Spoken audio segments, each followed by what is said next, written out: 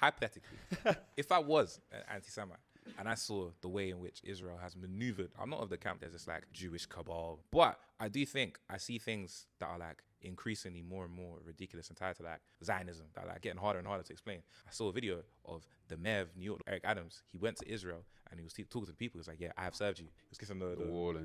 You know what I mean? It's like it's so absurd. Describing this sounds anti-Semitic. But I think because Israel has been like 100-year campaign to normalize itself within the global community, it stops us actually addressing what is just them as a state trying to normalize themselves and tarnishing it or throwing it under the banner of anti-Semitism. I think like the dominant discourse as well is so aligned with that kind of norm setting that we speak about, where imagine like one of the first kind of litmus tests that you have in mainstream media is whether or not you answer the question correctly to, does Israel have a right to exist? Well, hang on. Does any country have a right to exist, like innately or inherently? Even when you kind of take the conservatives or the right wing on their own principles around how we're putting our people first, we're putting British people first, or we're putting American people first.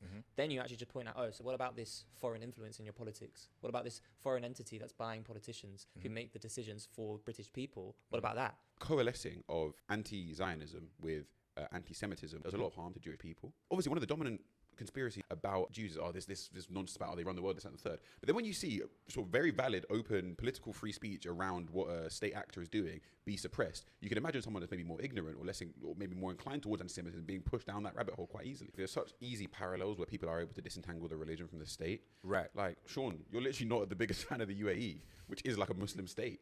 And no one would accuse you of Islamophobia for criticizing the UAE. Do you know what I mean? So here we have this Jewish state in Israel, and if you criticize the actions of the state as a state, you can't even avoid the conversation about there being a Jewish state, which is just absurd. People criticize Britain all the time. Britain's a Christian state. Yeah.